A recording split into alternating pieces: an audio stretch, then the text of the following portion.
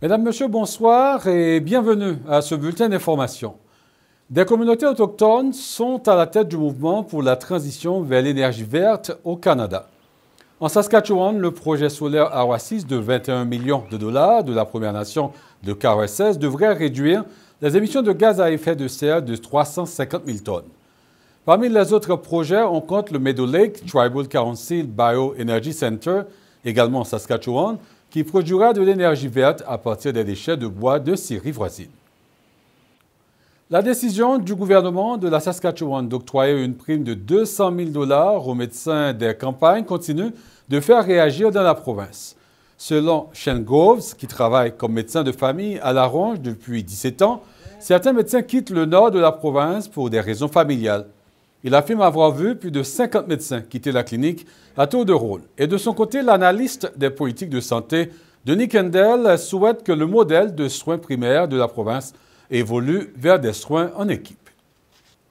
Une action civile a été intentée au nom de Daryl Boguski, qui se dit victime d'abus sexuels pendant près de 17 ans, alors qu'il vivait dans un foyer de soins situé à Hepburn, en Saskatchewan.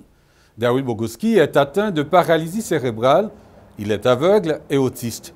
Son frère a déposé une plainte civile contre le gouvernement provincial, la maison de retraite et l'agresseur Brent Gabona, qui, selon lui, était censé veiller à sa sécurité. Au début du mois, Brent Gabona a plaidé coupable d'avoir agressé sexuellement Daryl et d'autres résidents du foyer. La convention de tatouage Paddle Bones a eu lieu cette fin de semaine à Regina. Occasion pour le public de venir voir et se faire tatouer par des artistes venant de partout au Canada. Perrine Pinel et Liam Avison se sont rendus sur place. Pendant 3 jours, des tatoueurs venus de différents endroits au Canada ont pu montrer leur art et partager avec le public venu les rencontrer. Parmi les 85 artistes présents sur place, une Montréalaise avait fait le déplacement jusqu'à Regina. Pour Sabrina Sawyers, tatoueuse à Montréal, les conventions de tatouage sont l'occasion pour elle de se mettre au défi.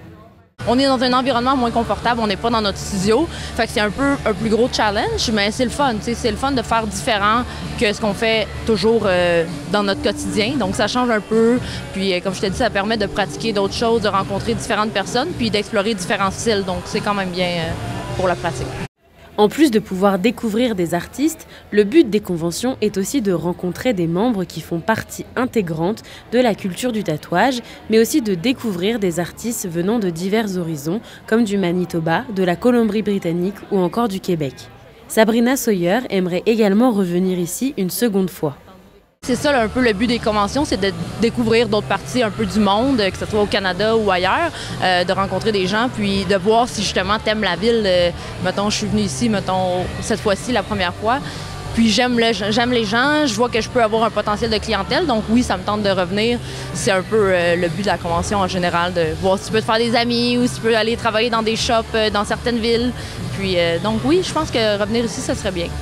Pour Richard Bandette, organisateur de l'événement, les conventions de tatouage sont importantes pour les artistes comme pour le public qui en redemandent.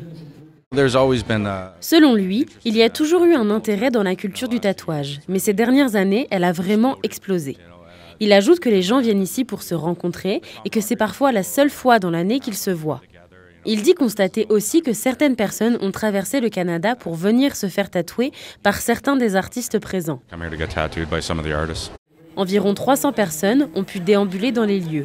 Certains se sont fait tatouer, tandis que d'autres ont découvert le monde du tatouage et les artistes qui le composent. Ici Perrine Pinel, Radio-Canada, Regina.